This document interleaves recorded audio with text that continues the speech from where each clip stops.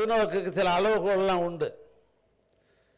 சில பேர் பொதுநோக்கில் 100% வெற்றி பெறுவார்கள், சில பேர் 50% வெற்றி பெறுவார்கள், சில பேர் 25% வெற்றி பெறுவார்கள், சில பேர் 10% கூட வெற்றி பெறுவார்கள்.